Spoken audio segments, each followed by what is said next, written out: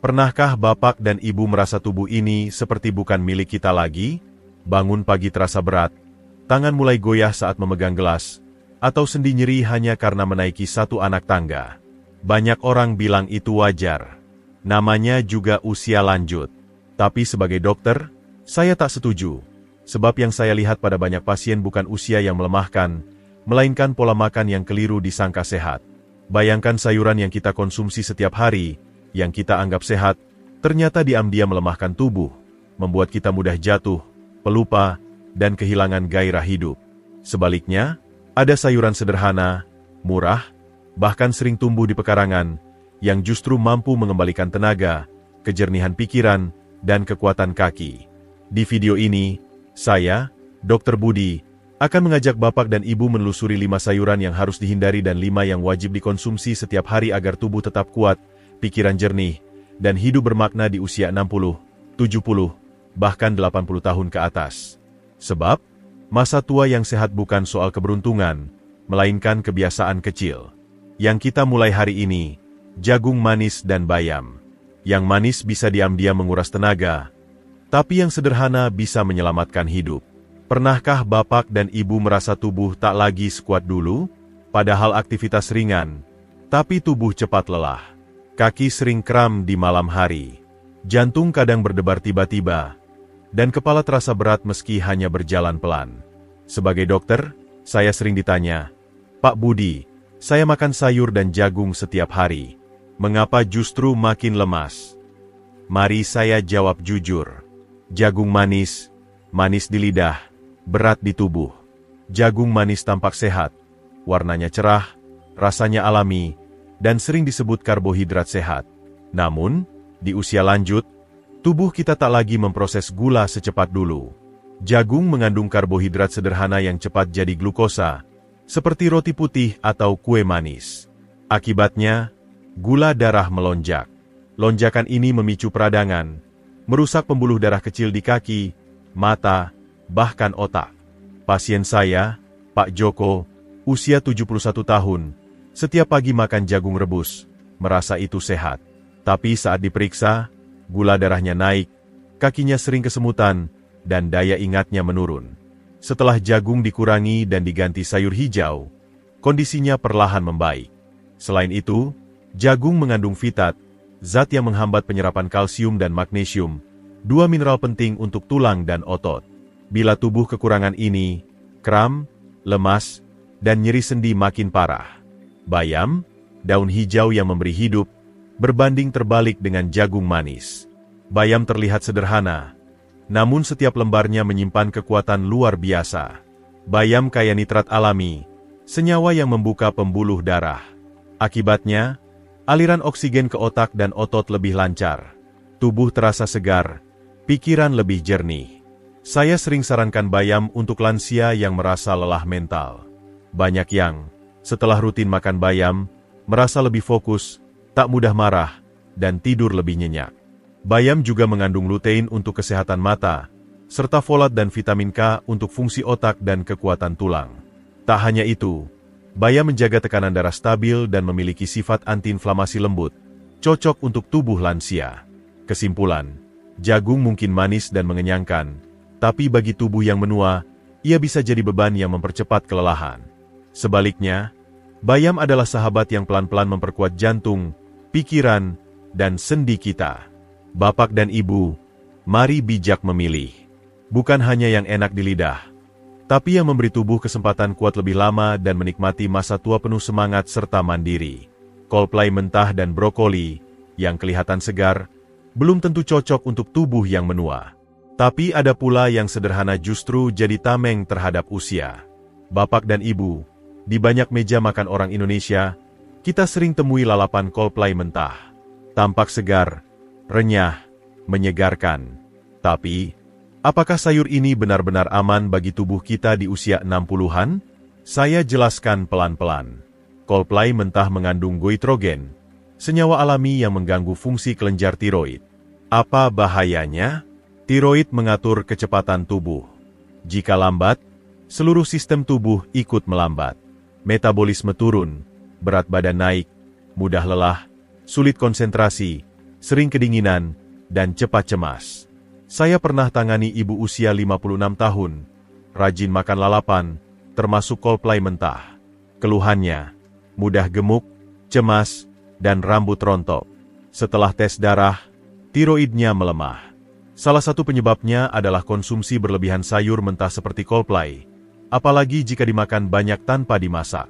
Di usia lanjut, fungsi tiroid sudah tak sekuat dulu, dan goitrogen mempercepat kelelahan sistemik. Tubuh terasa berat, mental cepat lelah, pikiran berkabut. Brokoli, si penjaga jantung, tulang, dan otak, berbeda jauh. Sekilas, brokoli terlihat asing bagi banyak lansia. Tapi tahukah Bapak dan Ibu, brokoli adalah salah satu sayuran terkuat untuk kesehatan. Brokoli mengandung sulforafan, senyawa ajaib melawan peradangan tubuh. Peradangan adalah akar dari banyak penyakit lansia, nyeri sendi, tekanan darah tinggi, masalah jantung, diabetes, hingga gangguan ingatan. Banyak pasien saya yang awalnya ragu coba brokoli, tapi setelah 2 minggu rutin, nyeri lutut berkurang, tidur nyenyak, dan gerakan lebih ringan. Brokoli kaya vitamin K dan kalsium. Dua nutrisi ini penting untuk kepadatan tulang, krusial bagi lansia karena risiko patah tulang dan osteoporosis meningkat seiring usia. Brokoli membantu tulang kokoh dan otot bekerja optimal. Tak hanya itu, brokoli mengandung vitamin C, beta-karoten, dan folat untuk kesehatan otak dan saraf, menjaga konsentrasi, daya ingat dan suasana hati tetap stabil. Kesimpulan, kolplay mentah tampak segar, tapi bisa jadi beban diam-diam bagi lansia, terutama yang punya gangguan metabolisme atau tiroid. Sebaliknya, brokoli, meski sederhana, memperkuat tulang, menenangkan peradangan, dan menjaga kejernihan pikiran. Bapak dan Ibu, usia boleh bertambah, tapi kualitas hidup bisa dijaga. Mari ganti lalapan yang melemahkan dengan sayuran yang memperkuat. Kentang putih, yang tampak netral, bisa mengacaukan keseimbangan tubuh. Tapi yang berwarna cerah justru menyinari kekuatan dari dalam. Bapak dan Ibu, kalau bicara sayuran umum di meja makan, kentang putih pasti teratas. Goreng kentang, rebus, atau sup ayam sering pakai kentang. Tapi, pernahkah kita pikir apakah kentang putih cocok untuk tubuh setelah usia 60 tahun? Kentang putih, netral yang menyamar sebagai bahaya. Kentang putih tampak tak berbahaya, rasanya netral, mudah diolah, mengenyangkan. Tapi, ia kaya karbohidrat sederhana yang cepat jadi gula dalam tubuh. Gula ini melonjakkan glukosa darah, memicu peradangan di pembuluh darah kecil. Jika dimakan setiap hari, dampaknya besar.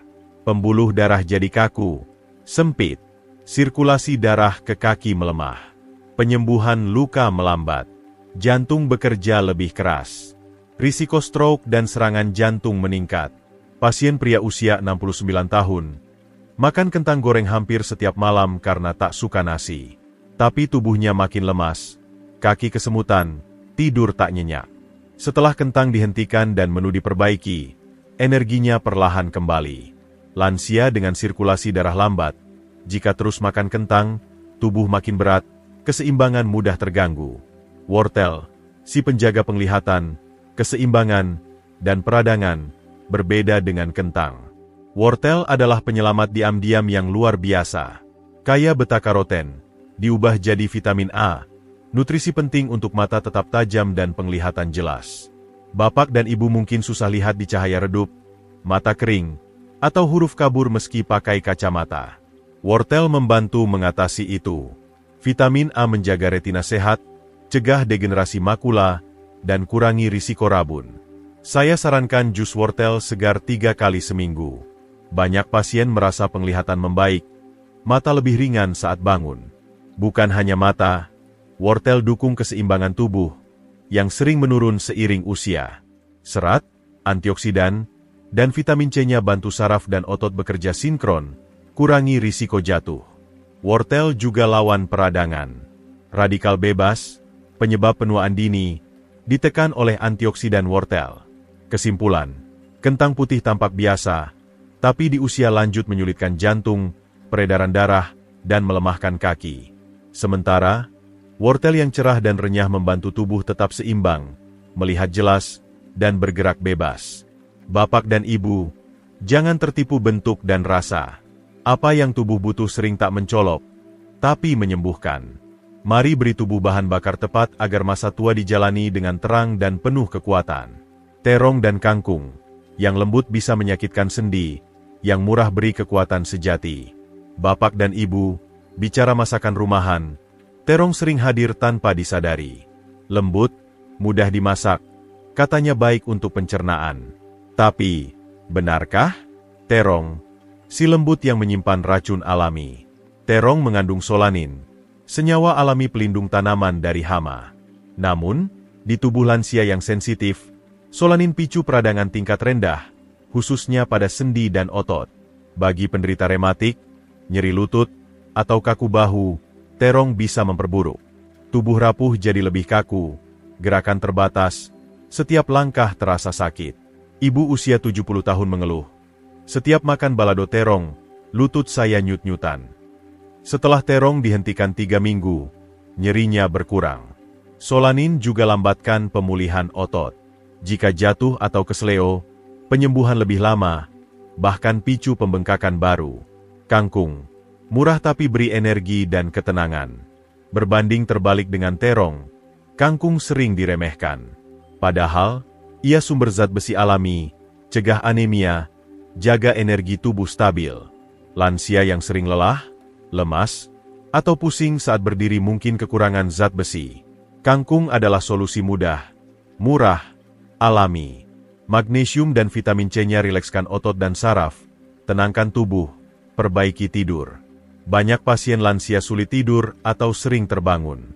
Saya sarankan kangkung rebus 2-3 kali seminggu. Tidur mereka pulih, badan lebih ringan saat bangun. Kangkung juga tinggi serat, lancarkan pencernaan yang melambat di usia tua. Perut lebih ringan, tak mudah kembung atau sembelit. Kesimpulan, terong yang lembut bisa jadi musuh diam-diam, perburuk nyeri sendi, lambatkan penyembuhan. Kangkung, yang diremehkan, beri ketenangan, tambah energi, dan perbaiki kualitas hidup. Kesehatan bukan soal mahal, tapi bijak memilih. Paprika hijau dan daun kelor, yang tampak segar bisa merusak, yang liar jadi kunci kekuatan. Bapak dan Ibu, pernahkah memilih sayur karena tampilannya, warna cerah, bentuk menarik, atau katanya rendah kalori? Contohnya paprika hijau, sering jadi campuran tumisan atau salad. Tapi, cocokkah untuk lansia? Paprika hijau mengandung lektin, protein alami yang sulit dicerna sistem pencernaan lansia. Lektin rusak lapisan usus, ganggu penyerapan nutrisi, dan picu peradangan sistemik. Seorang lansia yang saya rawat merasa kembung, tak nafsu makan, berat badan turun, padahal rajin makan salad dengan paprika hijau. Setelah paprika dihentikan, pencernaannya membaik. Peradangan akibat lektin tak hanya bikin perut tak nyaman, tapi juga ganggu sirkulasi darah, buat sendi kaku, turunkan daya tahan. Tubuh mudah lelah, pegal, sulit fokus meski aktivitas ringan. Jika nutrisi tak terserap baik, tubuh kehilangan kekuatan. Daun kelor, daun kecil kaya segalanya, berbeda jauh dari paprika. Kelor tak tampil mencolok, tapi superfood lokal penuh keajaiban untuk lansia. Mengandung kalsium dan fosfor untuk tulang, vitamin A dan C untuk penglihatan dan imunitas, antioksidan lawan penuaan sel, zat besi cegah anemia. Senyawa antiinflamasi alami ringankan nyeri sendi, percepat penyembuhan. Pasien usia 70-an yang lemas, setelah konsumsi kelor sebagai sayur bening atau jus hijau, merasa bertenaga, kulit cerah, tak mudah sakit. Kelor seimbangkan gula darah dan tekanan darah, cocok untuk hipertensi atau diabetes ringan. Kaya magnesium, kelor tenangkan pikiran, perbaiki tidur, buat lansia segar di pagi hari.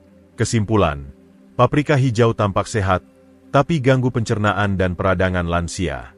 Kelor, yang sering tumbuh liar, simpan kekuatan untuk tulang, darah, mata, dan imunitas. Yang sederhana sering menyelamatkan. Penutup, pilihan kecil yang ubah sisa hidup kita. Bapak dan Ibu yang terhormat, jika masih bersama saya hingga bagian ini, izinkan saya sampaikan hormat setulusnya. Bertahan mendengar dan merenungi ini butuh kerendahan hati, keberanian, dan kasih pada diri sendiri. Sering di usia 60, 70, bahkan 80. Kita merasa terlambat memperbaiki apapun. Kita pikir tubuh terlalu tua, keluhan adalah takdir, dan hanya bisa pasrah menunggu. Tapi saya ajak Bapak dan Ibu lihat berbeda. Bukan umur, tapi pilihan kita. Tubuh lelah bukan karena usia, melainkan beban makanan tak cocok. Sayuran seperti jagung manis, kol plai mentah, kentang putih, terong, dan paprika hijau mungkin dulu diterima tubuh muda. Tapi kini, pencernaan melambat, pembuluh darah tak lentur, otot dan sendi butuh nutrisi lembut. Pikiran butuh ketenangan, bukan beban dari makanan. Sebaliknya, bayam, brokoli, wortel, kangkung, dan kelor tampak biasa. Tapi di kesederhanaan itu ada kekuatan alami yang ubah banyak hal. Pikiran jernih, kaki ringan, tidur nyenyak, sakit kepala berkurang, kulit segar, dan kita merasa hidup, bukan sekadar bertahan. Masa tua layak bukan cuma hidup lama, tapi penuh makna. Saya percaya masa tua bukan waktu takut, bukan keterbatasan atau penyesalan. Masa tua adalah saat menuai. Untuk menuai baik, benih kecil setiap hari, dari apa yang ada di piring, harus tepat. 1 piring kentang buat tubuh berat. 1 mangkuk bayam buat pikiran jernih, hati tenang. 1 gigitan terong perparah nyeri. 1 sendok kelor lawan peradangan. Bukan soal drastis atau mahal, tapi kebiasaan kecil konsisten. Kualitas sisa hidup bukan soal uang atau obat, tapi apa yang kita pilih makan. Pikirkan dan percaya setiap hari. Saya tahu perubahan tak mudah. Lidah menolak, keluarga tak paham, malas kadang menang. Tapi ingat, tak ada yang terlalu tua untuk sembuh, terlalu lambat untuk berubah, atau terlambat mencintai tubuh sendiri. Jika hari ini Bapak dan Ibu ganti 1 sayur di piring, Anda sudah melangkah lebih jauh dari yang dia menunggu. Jika hari ini Anda berkata, "Saya ingin tubuh lebih baik minggu depan," Anda menang melawan usia. Terima kasih telah meluangkan waktu, bertahan mendengar, dan memilih peduli. Jangan biarkan tubuh jadi korban ketidaktahuan. Meski lelah, meski tua, tubuh masih ingin hidup bermakna. Mari jaga dengan cinta, sayur yang benar, dan pilihan kecil yang buat masa tua indah. Sampai jumpa di cerita selanjutnya. Saya, Dr. Budi, ucapkan salam sehat dan penuh harapan.